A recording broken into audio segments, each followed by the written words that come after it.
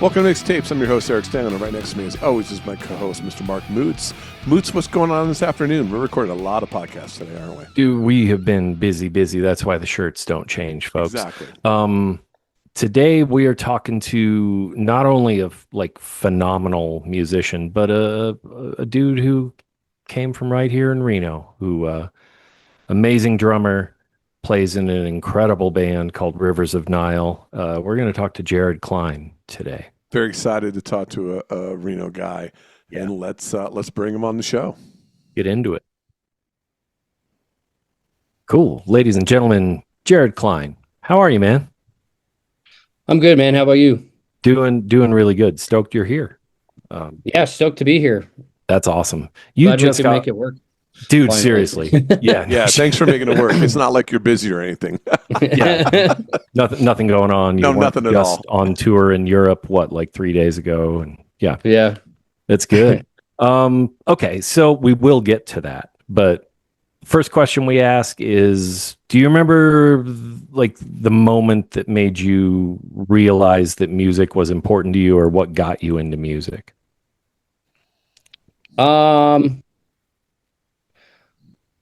I think it was, man. I think I was maybe 9 or 10 years old. My brother showed me some bands that I didn't really understand at the time. But the more I listened to it, the more I loved it. But I used to listen to NSYNC and Backstreet Boys back in the day until my brother was like, check this shit out. And I was 9 or 10. He showed me Dimmu Borgir and Dying Fetus, Cradle of Filth, Misfits, Green Day. That's a change from that to that. Wow. Good Lord. Yeah, so I had my Walkman in 6th grade on the bus and would change CDs. So I would go from Master of Puppets by Metallica to Puritanical Euphoric Misanthropia by Dimmu Borgir. The best. And when I felt like that type of way, I would listen to whatever album. So I guess the more I listened to Puritanical, I was like, man, this is a real person doing this, playing drums like that. And my dad and my brother are both drummers. So yeah, they're just like, this is crazy. And I was just like, this isn't real. Yeah, dude. Nick Barker is no joke, man. Yeah, he's insane. He's such a good drummer. Fucking incredible. That's really cool though, because you figured out something early in life that a lot of people take a long time or don't, which is you can like different music and it will fit different moods or different spaces for you. Yeah. That's super, super cool. I wasn't that young when I figured that shit out, so good for you. How old were you when you started playing drums? My dad showed me how to hold a drumstick when I was a baby, but I never really got into it until I was about until after listening to those bands that my brother showed me. He plays guitar in a band called Inner Arma. They're from really? Yeah, I know exactly who they are. Yeah, sick band. Yes. But yeah, he's been a big influence on me, music wise, and probably the best brother in the world in my eyes. But that's incredible. I had no idea. Yeah, your brother's band is awesome. Sick band for sure. Fucking sick, dude. So you started playing drums really young, but then would you say that those albums that your brother gave you were the first influences you had? Is one of your first influences Nick Barker? Yeah, I would say so. Wow. From Travis Barker to Nick Barker for sure. Yeah. Because yeah, before that time, I was living in Vegas, so I would listen to like "Take Off Your Pants and Jacket," Yeah. and then um, he showed me the Misfits around there too. Okay. Um, but yeah, when I moved to Reno, it he showed me those CDs, and I just couldn't stop. Yeah. Wow. That's like just it's a high benchmark for like a young player. That's why I'm kind of blown away by it. Because like you said, when I hear shit like that, even when I heard Puritanical, I was a lot older than you, and I still was like, Jesus Christ, this is crazy. You know, like he's so good. Yeah. And I was like in my late 20s or whatever. So that's really cool. So what brought you to Reno? Like why? My family, um, let's see, my family's been in and out of Reno, even before I was born there. Hmm. My my family, they were like in the casino circuit, I guess you could say, and my Okay. grandfather was a maitre d' at the MGM Grand when the GSR was the MGM. Yeah. He was the maitre d' or he owned the Ice Box, which turned into a strip club. Oh yeah. Oh, you mean the The Ice Ice House. House? Yeah, the Ice House. Yeah. Like it was a steakhouse, and he would Yeah. cater to the Rat Pack and the mafia and stuff like that. Oh, So, wow. Wow. um, yeah, but like, yeah, my grandma was a professional dancer as well, and yeah, so my mom and my uncle were playing music locally in Reno and in Tahoe and in Vegas, so they would kind of do that circuit of Okay. living through in those areas. Yeah. And my dad met my mom in Reno on First Street Hmm. and Arlington or near there. Yeah. I f Wherever the Pneumatic Cafe Oh, was, I Oh don't Pneumatic yeah. remember. Diner. Oh, wow. Oh We're kind of yeah. Yeah, old school, Reno. yeah, I was in that area. So, um, my dad was in town. He used to play on a show called Lawrence Welk, Oh and he was in a Engelbert Humperdinck's band Oh, in the wow. 90s. wow. Wow. My mom used to be in a band with my brother's dad called Child's Art. So they've just been in and out of Reno like forever. Yeah. But yeah, my dad got a gig with Engelbert when I was born, so he moved to Vegas, lived there for 9 years, and then my mom's side of the family wanted to see us more, so we ended up moving up there when I was Cool. like 9 or 10, and that's when I discovered metal. And Wow. then yeah, so yeah, a lot of crazy history Dude, in Reno. you have like a very musical family. Yeah, yeah, That's incredible. That's so fucking cool. It makes a lot of sense actually. Now that I understand where you're coming from. Right. Speaking of metal, so you move to Reno and you start playing around, right?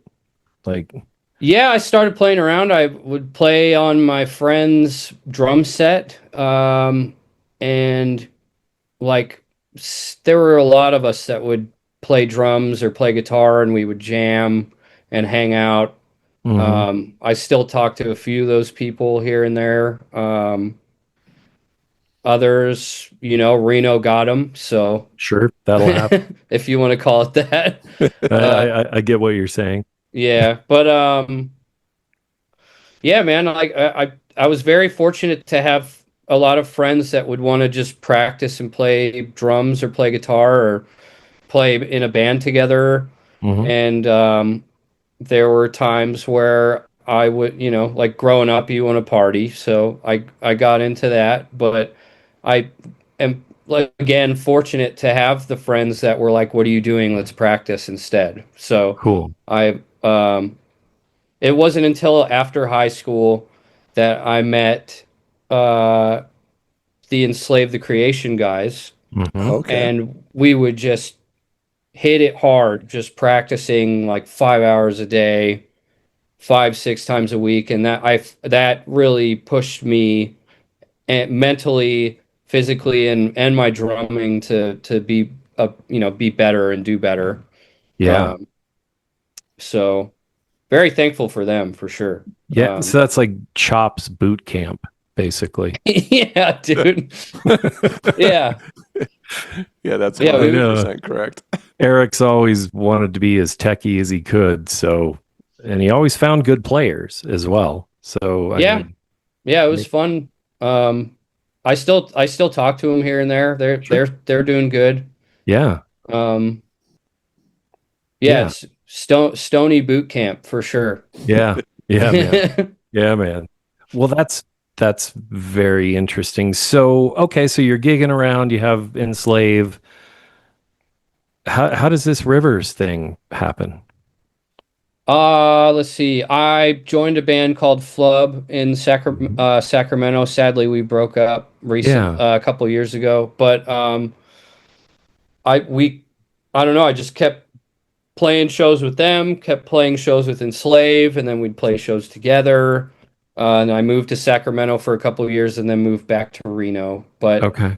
during that time, I filled in for other bands. I made friends with other bands, did mini tours with Flub, and then I joined my brother's band Psychosomatic in 2015, and we did a couple tours, or I did a couple tours with them.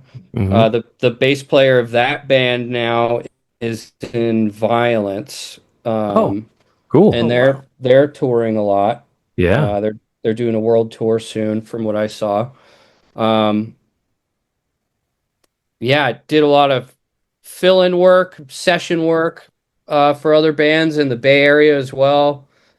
Um, and then I started to fill in 2014. That's where I met Cyborg Octopus, hmm and then I ended up getting busy to where I couldn't commit. So I got Josh Mathis Yeah. and them to figure stuff out, and they're ripping it hard and just came out with a new single recently. Yeah. Yeah, it's Um, awesome.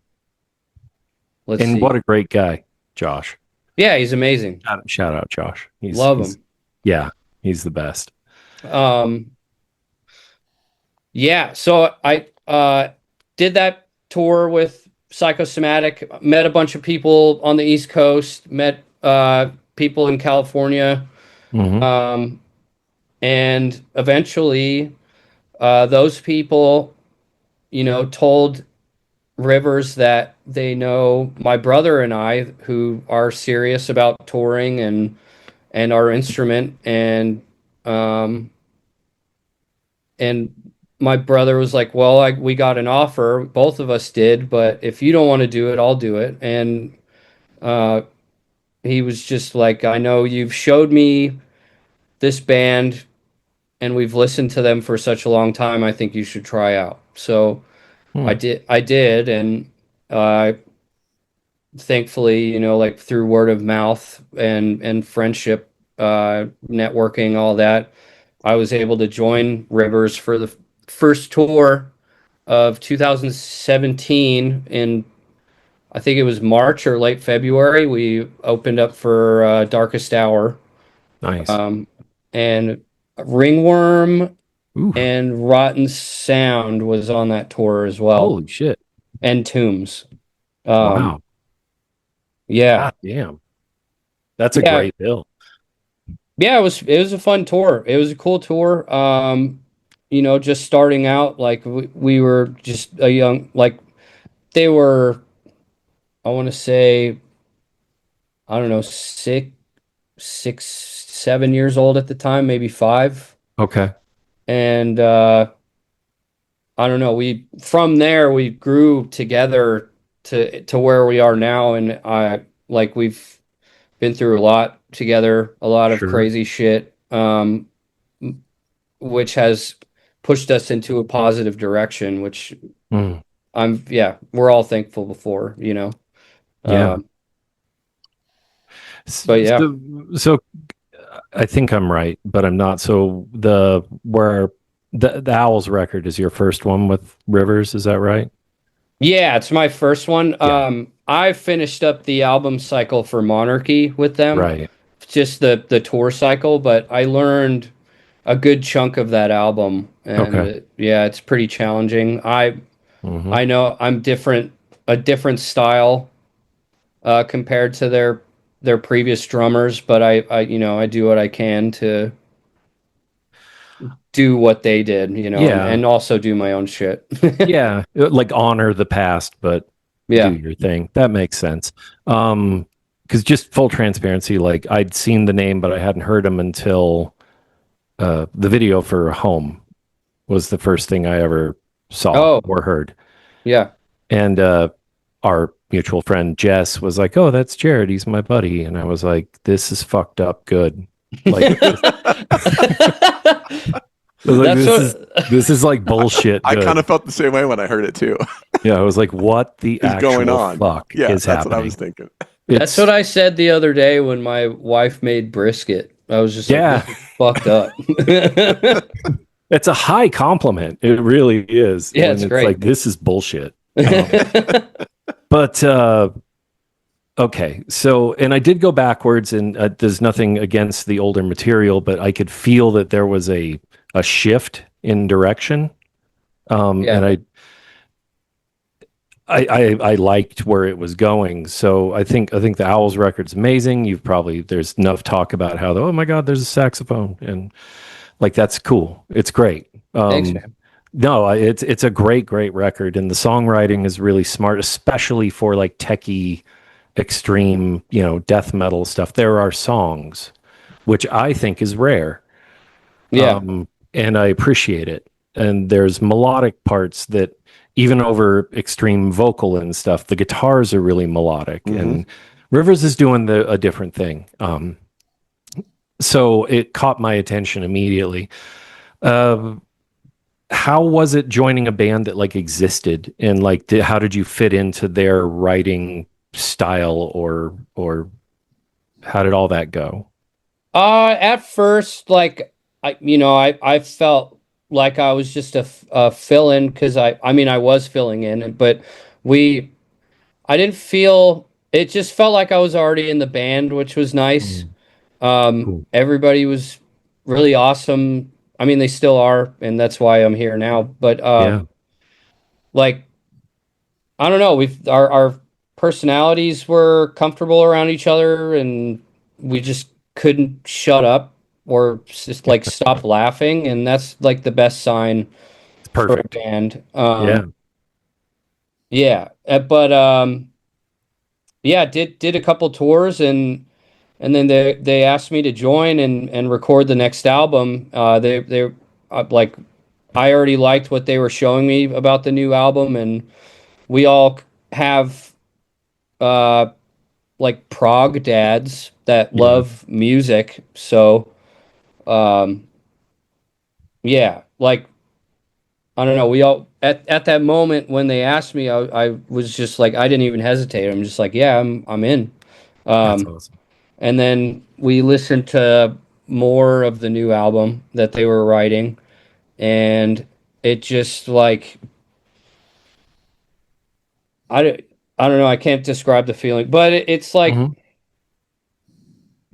it felt like it needed to happen, and all, the music was amazing, and when I started working on it, I just like pushed myself really hard um, to just get better and be faster, and then they didn't know that I sang in the studio, so I sang on 4 songs Yeah. on that album, um, and it caught them by surprise, and like, why didn't you tell us sooner?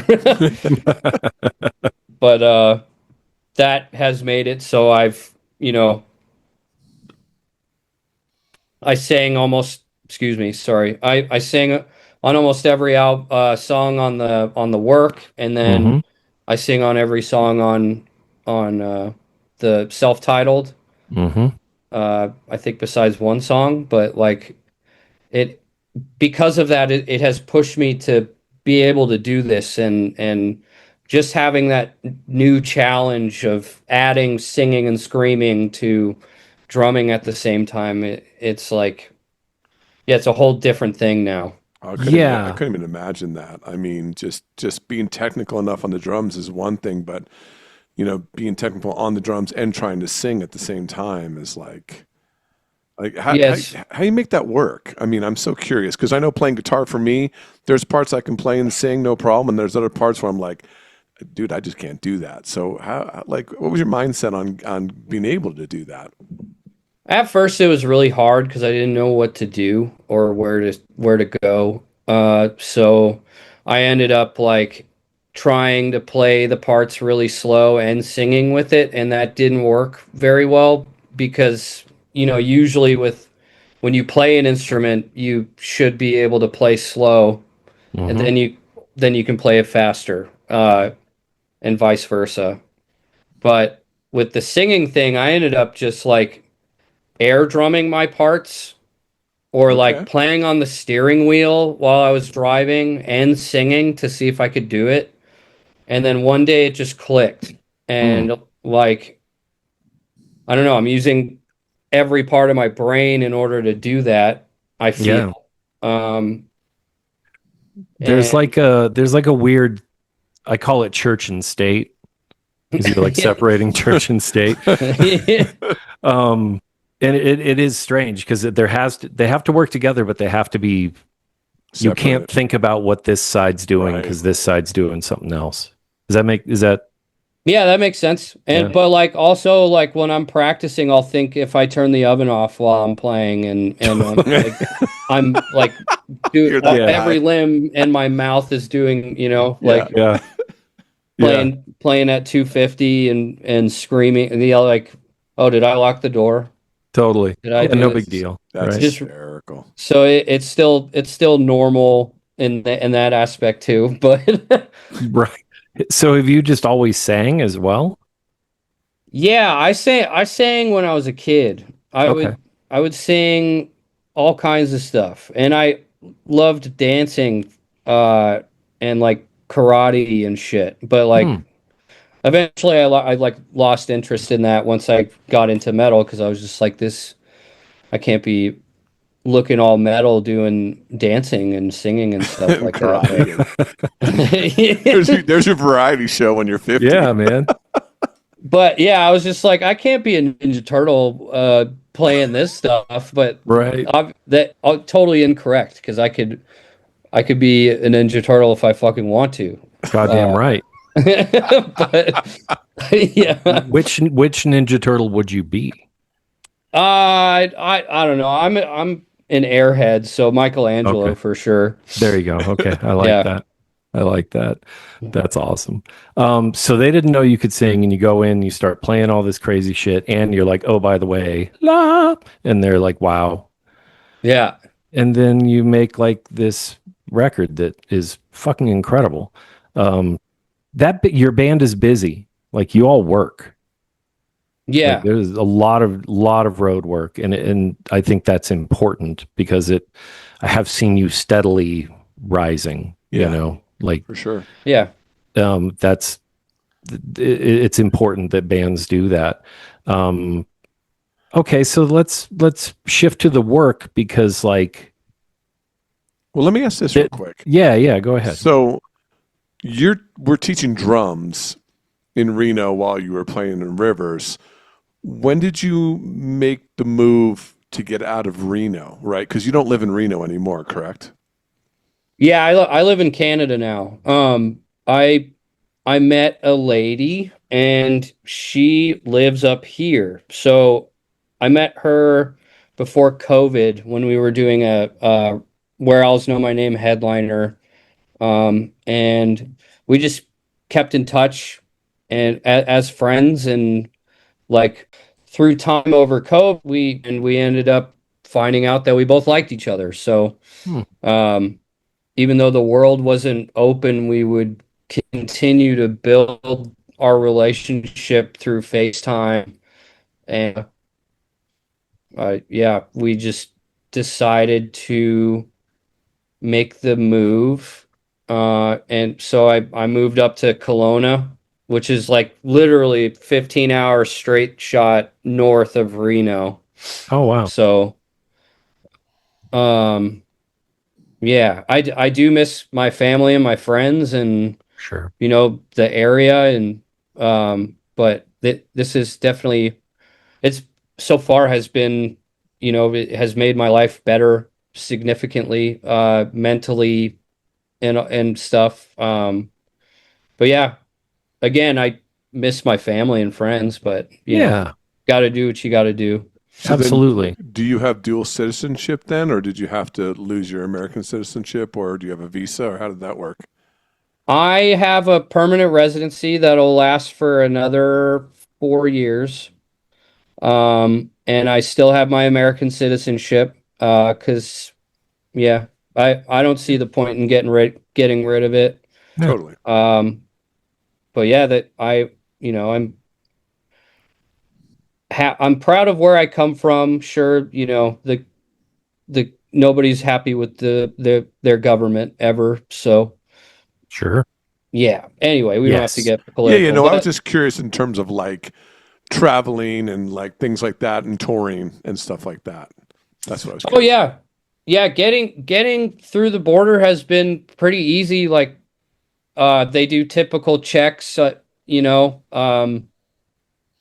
Like depending on how they feel that day, of course, and um, yeah, nothing too bad. Nothing. It was confusing, like leading up to getting my permanent residency. Sure. Yeah. But yeah, it was a long process. It took like a year and a half. Wow. Yeah. Yeah. Man. Well, that's amazing. And one, good for you for like following your heart, quite Yeah. literally. I think that that's amazing. Canada is also fucking beautiful, so I don't blame you at all. Loved it up there.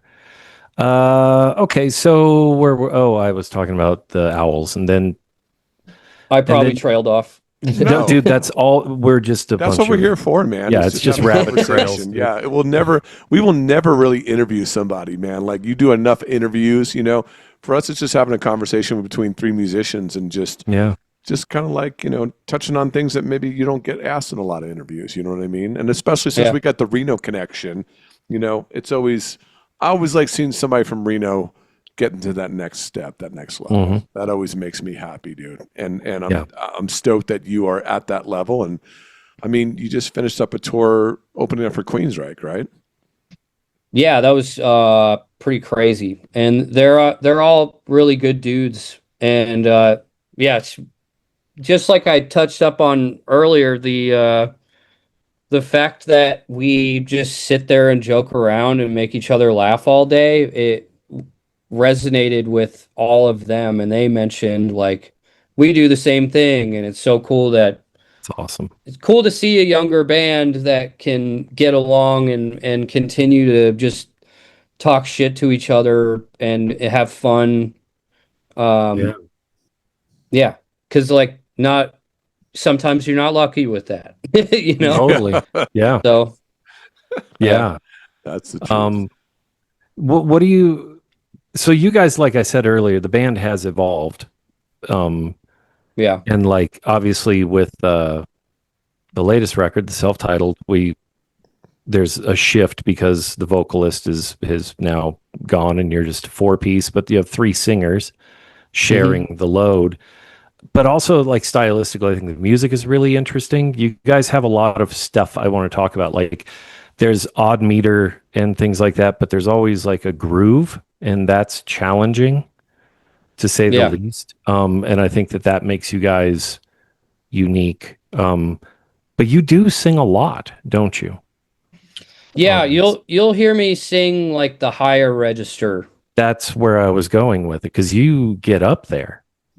Yeah, I think Andy told me when we were recording that it was a high G that I sang, and that is the highest recorded note, I guess, Wow, that I've done. But um, that's yeah, very high.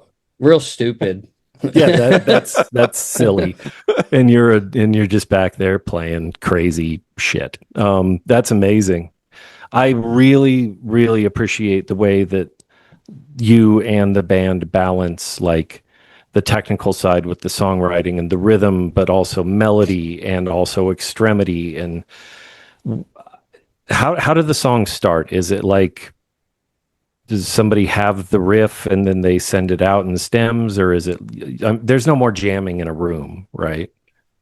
Yeah, sadly no. But we'll jam here and there, like when we're rehearsing and bored or something, or Okay. waiting on other people to come join in because we gotta, we gotta run the set, and then somebody who lives in that area needs to pack and take care of business and all that. So, um, yeah, there were or like at sound check we'll jam, and then Okay. we'll shit out a riff, and then put it on the next album or put it on another song that we're writing, Hmm. which is really fun. But yeah, it's a good exercise. So basically, it starts out with, for example, based off of the self-titled record Yeah. that um, Andy and Brody will get together and write a riff.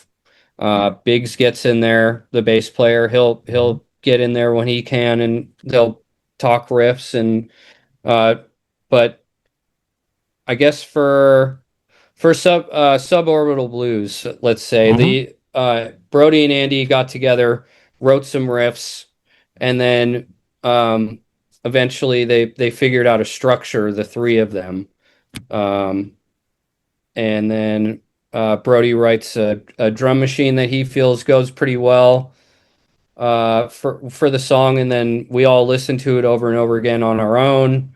Eventually, I start, once I get the structure down, I will play to the song with click tracks and just make shit up. Or like I'll, depending, like there are certain spots that Brody will tell me, "Hey, I need you to just do blast beats here just like it's written. Okay. Otherwise, free reign, blah blah blah." Or like play with this breakdown if there's a breakdown. And yeah, that's easy. But like there are, there's a lot of parts where I don't want to follow the drum machine, and then I get in the studio and surprise everybody. Like then they're just like, "Oh, this isn't what we wrote, but this is sick." Like Cool. so, um, yeah, it just depends on what I think would fly, or just how I feel, or how I want to express myself, and I'm thankful that everyone will tell me the truth and be honest. And if they don't like something, we'll try something else in the studio, and then I'll just, I'll have to relearn the song that way, which is no big deal at all. So Okay. Wow. but yeah, we just write it all together, Yeah. drum wise, and I'll give input on guitar stuff, but most of the time I'm just like, this is awesome, like I have no problems with this, so I'm not really constructive in that aspect sometimes, but Yeah. And then the three of you write the melodies and lyrics and such together, or is that more of a driven uh by? yeah, since we became like a four-piece plus our sax player, Yes. the the writing of the lyrics hasn't really changed, because Biggs writes all the lyrics anyways and has been since the beginning. So Okay. it wasn't a huge loss. But yeah, we'll just he'll put down, like a scratch track of screaming and singing, just ideas, and then Hmm. we'll kind of comb through it together. Okay. And Andy will put a singing part down that I get stoked on, and then I'll make up on the spot harmony, Yeah. or if Biggs already has those two harmonies laid out, or if Andy has, like we all just work together. So it's kind Cool. of, yeah, it's cool what we could shit out as a unit. And um but yeah, I don't know. I think it's cool because like once usually Andy goes first, or I'll go. Like it depends on the calling of the song and what Biggs hears creatively. Sure. But yeah, Andy will put a vocal track down, and I'll be inspired to come up with the harmony that is like out of left field, but it works. And then Yeah. we'll work on it together, and then we'll add more harmonies to it, or we'll criticize that, or yeah, constructively, and just try to figure out what would fit. Yeah. What's crazy to me is that for as like technical and progressive a band as Rivers is, you guys are very organic, and it sounds like the process is organic, which I wouldn't have guessed, which I think Yeah. is amazing. That's hard to pull off. That's really, really cool. Really, really cool. So, and you guys are still touring this album, the self-titled album. Like you're Yeah. just getting rolling, right? Yeah, we got a lot going on. We we're playing Armstrong Fest in a couple weeks, or less than a couple weeks up here, which is an Mhm. hour north of where I live. Um, and then 2 weeks after that, we're doing Australia and New Zealand. Um, and then I think we're off for close to a month, and then we'll hit the road with Killswitch Engage and Machine Head from the East Coast to the Wow. West Coast to go to Aftershock, and then Aftershock we head north, so we'll hit Reno Yeah. and Kelowna with Necrogoblicon and Josh Mathis's band Cyborg Yep. Octopus. Yeah, I So will I will I will see you at the Reno show. hell yeah, Um, yeah, it'll be cool. We're Patty's gonna do double duty and playing saxophone and just that's ripping awesome. it. That's Yeah. fucking great. Let me ask you this. So you guys are very diverse and whatnot. How were the Queensryche audiences receptive to you or not when you played with those guys? Not the band themselves, but like how did the audience, I thought it was funny. In some aspects it wasn't, but right? Okay. it was just a lot of uh I guess, a lack for a better term, a lot of grandparents trying to watch Queensryche, you know? Sure. Sure. Yeah. Um, and that's okay. But I thought it was funny that there were older people in the front row watching us, sitting on their phone like they're teenagers, just watching a band that they don't want to listen to Right. until Queensryche comes on. A Holy lot, shit. lot of But perplexed looks, I bet, and stuff like that too. yeah, but then at the end, like a lot of people ended up enjoying it. So See, it's that's just, Mhm. awesome.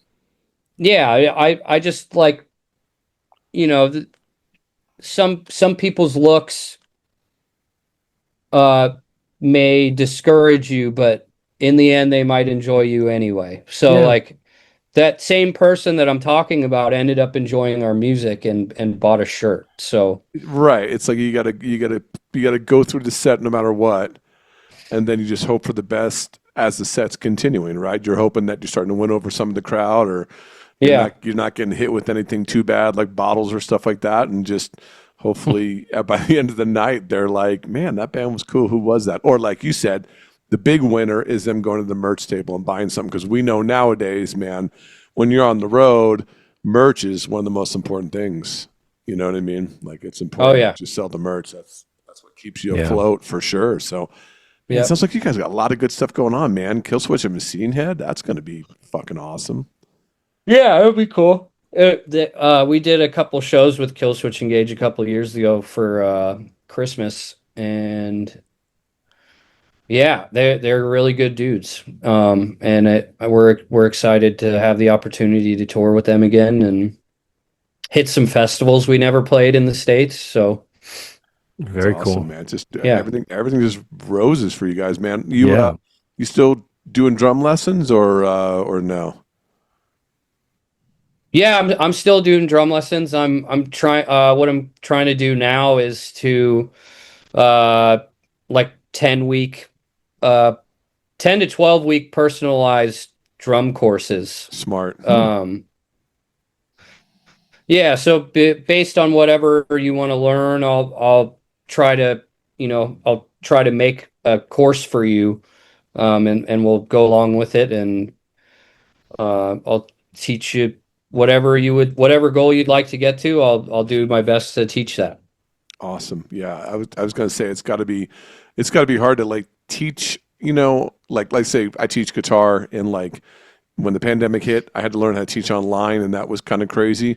But I imagine trying to teach drums on the road has got to be the biggest pain in the ass possible. So it's smart that you're going the course route, and then when you have the downtime, I'm assuming you're picking up students and or some older students that you had, like, hey, I'm in town for a month. You want to get together and do some lessons, type of thing.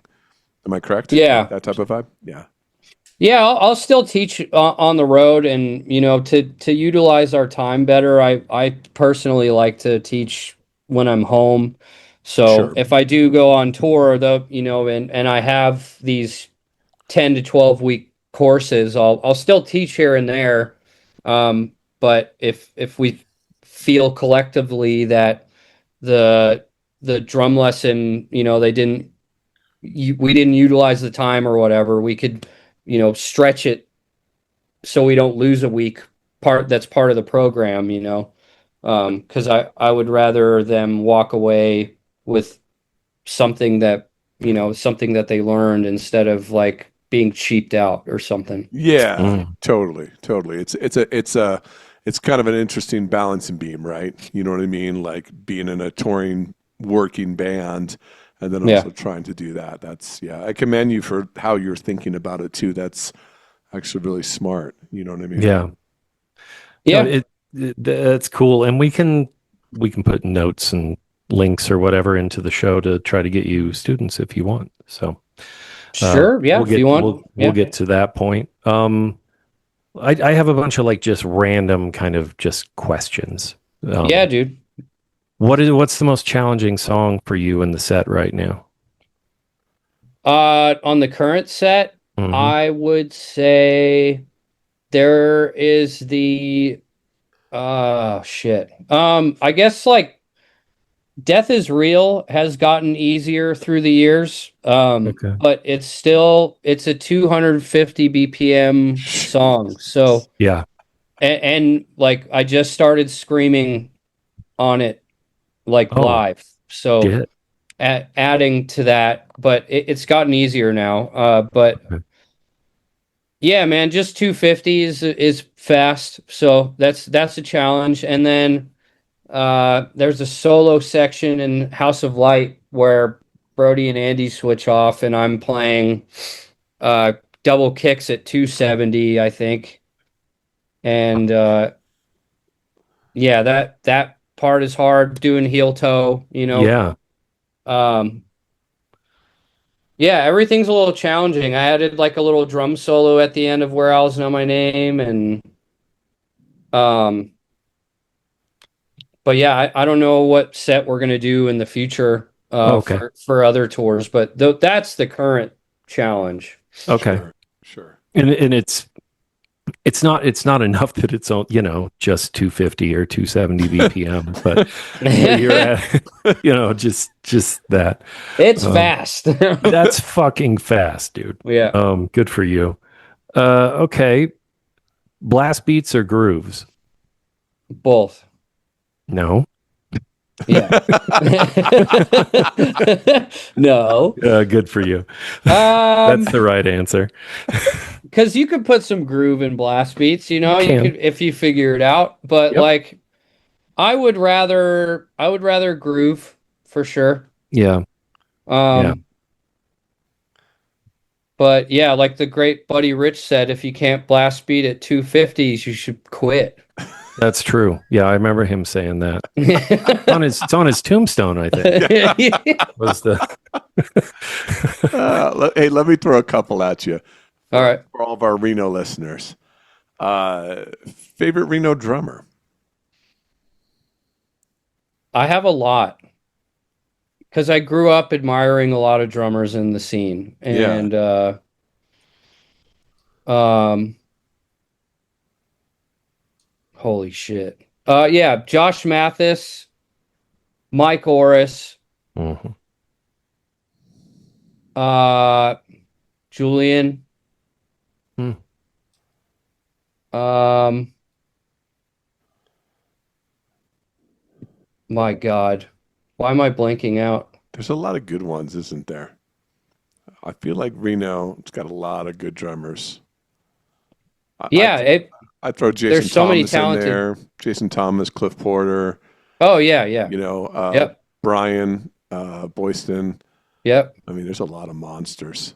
Um, Yeah. Favorite place to eat when you're in Reno? Oh man, there. I like Rivas. Rivas is sick. Yep, Hmm. Um, Super Burrito. yep. Yep. Uh, Unagi. Hmm. How about this? What was your favorite? And you know, you can say the current ones, but what was your favorite club to play in Reno ever? Let's see. Oh, to backtrack a little bit, Brian Yeah. Ball. Can't forget Brian Mm, Ball. yeah. Um, but the venue, Yeah, like what was your favorite venue to play in Reno? Like of all time? Like when we go way back, we could say Stonies. We could say, you know, I thought Ground Zero was really sick. Oh shit. Yeah. Yeah. Uh, yeah, I miss Ground Zero. That was really fun. Um, the Hideout when it was like the OG Hideout. yeah, Hmm. yeah. Um, let's see.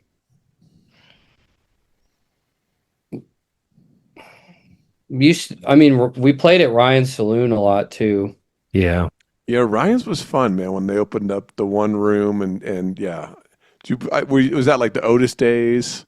Yeah. Like those days? Yeah, yeah, for sure. Yeah. Those were good times. Okay. Um, yeah, I can't think of any. Well, Yeah, that's all you right. named some solid ones Yeah, right you there. you got I only stuff. asked for one. You Yeah. gave me like four great ones. So Yeah. Sick. Okay, so you said that you guys are all kind of proggy folk. So who's your favorite prog band? Uh, I like Genesis and Pink Floyd. Yeah. cool.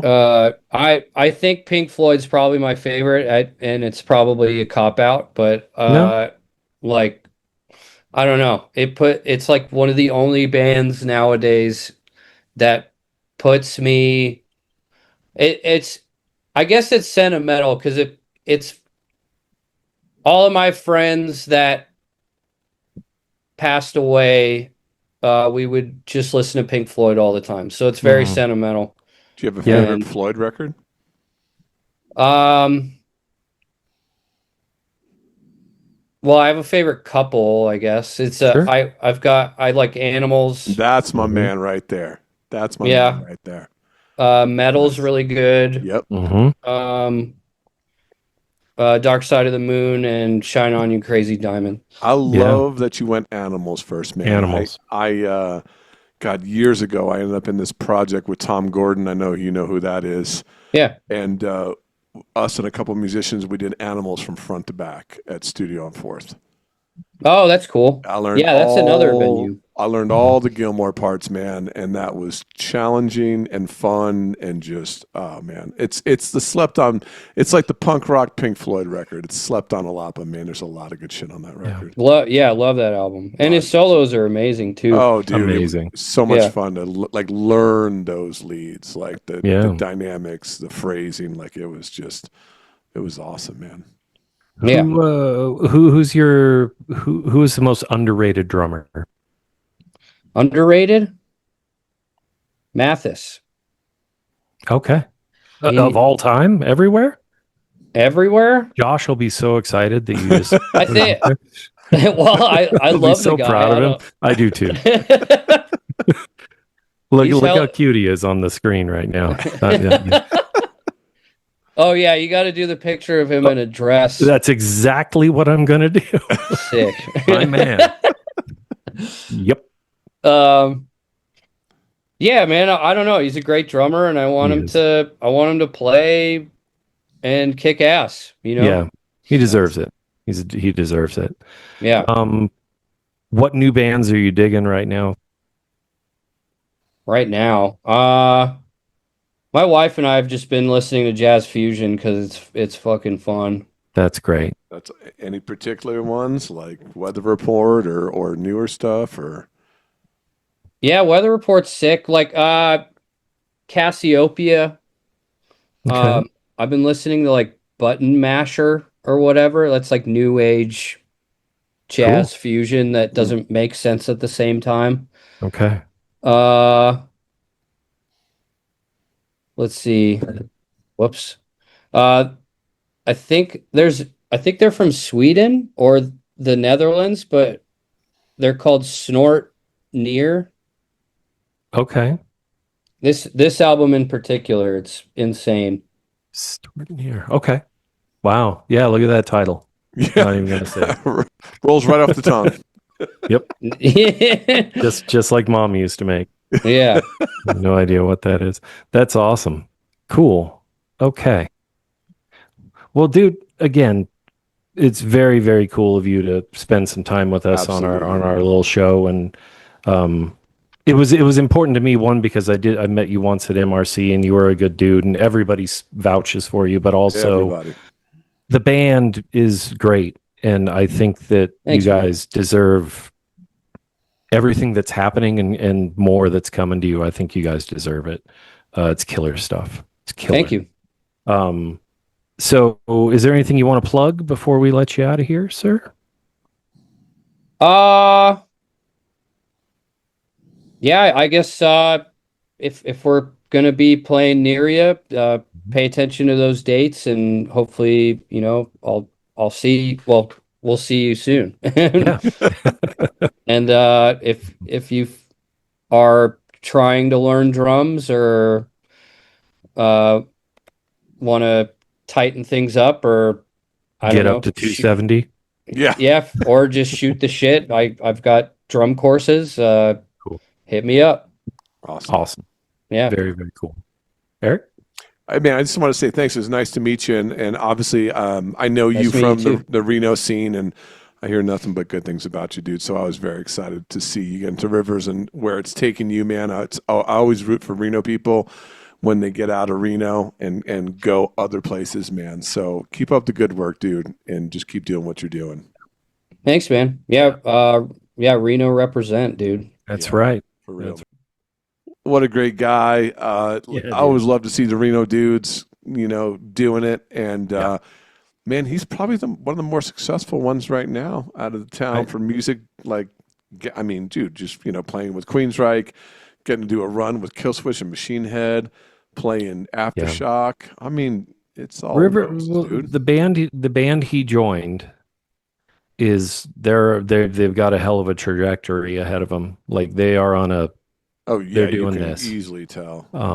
And for those who know, they're all like, yeah, I know, whatever. But for those of you who maybe aren't aware of Rivers of Nile, like you really should be.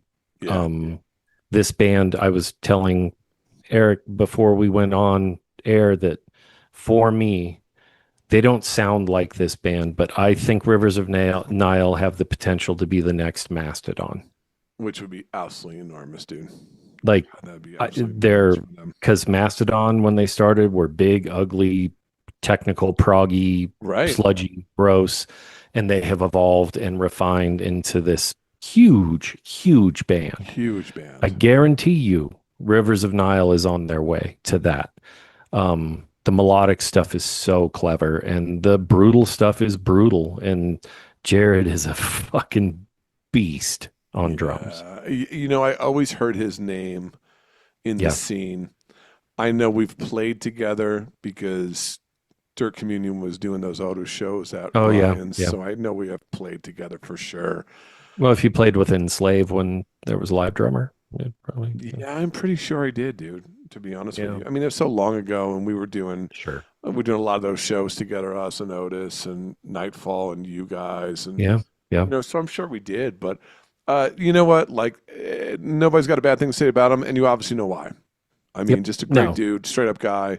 Yep. Love to hear the story. Love to see and hear where he's coming from. It's just, I don't know, man. Like I said, I root for Reno guys, Yep. and I root for Well, Reno I guys root that for are good people. well, right. And I was going to say that. Like, there's the combo Yeah. right there. Yep. He's a Reno dude, and he's a good guy. So, and you know what? You put the work in, folks. Oh That's the yeah. other thing. I mean, he put the work in. It's like it's one thing to like have something happen for you, but like being prepared and in that moment and ready to deliver. You know, he said a Yeah. lot of smart things in the interview. I'm not going to say them. I want you guys to, obviously have listened to it, but if you got this far. But there's things he said in that interview that there was a lot of maturity in some of the things he said Yes. that I was like, you get it. We talked about that next level, me and you. We've talked about that Mhm. offline. He is talking in the next level. No, It was so apparent to me, like he gets it, dude. he's thinking in a pro level 100%. I 100%. and existing in that level and 100%. totally deserved. Hell Yes. of a guy, hell of a player. So Absolutely. yeah. I'm gonna just skip past this one thing. I think we both should tell everybody listen to some Rivers if you haven't. That should Oh, be our it's album yeah. recommendation, My honestly. recommendations are Where Only Owls Know My Name, The Work, and their new self-titled Self-titled. one. Yep. Listen to all three. Yep. It's it's impressive. Yeah. It Yeah. just I is. love how it's just like what are the hardest songs for you to play? The one at 250 and the one at 270. Yeah, it's I can't just even 250. comprehend that, dude. Yeah, doing I heel mean, toe double bass at yeah, man. 270 BPM in BD. No, It's it's a big deal. it's insane, It's a dude. huge deal. It's and then it's like, man, that's why I mentioned the Reno drummer thing, and the reason why I did that is there's so many great drummers in this town. Yeah. It's Yeah, like dude. the one instrument that literally is just it's here now compared to all Yeah. the other instruments in town, in my opinion. I mean, Yeah. dude, there's so many just stupidly insane drummers in this town. Yep. No, Where and he before it'd be like one or two or three. yeah, and they were all in 13 bands. Well, looking at you, Jason Thomas. Looking at you, buddy. But it's the That's truth, okay. man. Yeah, That's no. okay. Well deserved though, dude. I mean, Yeah. I love to Yeah. see it, dude. He named some great drummers off, and He did. He did. he's just a Good great, polls. great dude, man. So, Good anything you dude, want to good add? talk. I mean, No, I think that was really, really cool. me too. Thanks, Jared. Yeah, dude. Thanks for being a fucking great dude and coming on the show, and Yep. and thanks for maybe possibly opening up the door for a Queensryche thing. Yeah. I'm farther than you on the Queensryche thing, dude. So we got to get you up to speed. I actually opened up for them and Yeah, I and know. and I met know. Eddie Jackson and met DeGarmo. DeGarmo was Oh, unbelievably fucking cool, dude. wow. He I did. was super Yeah. cool. I've met Eddie Jackson, Michael Wilton. I did meet those two. Yeah. Um, yeah, I mean, let's not get into Queensryche. They're the whole fucking thing. Right, right. Totally, totally.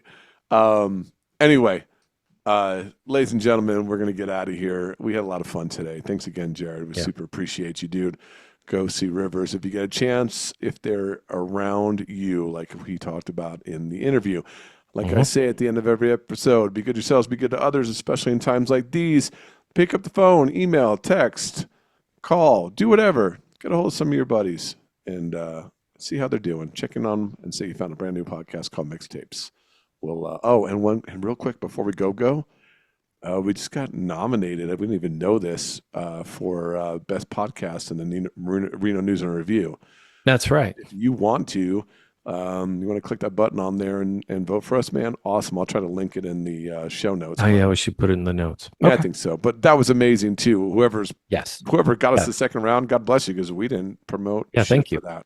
Nope. So thank you so much. And listen to the theme music. We're out of here.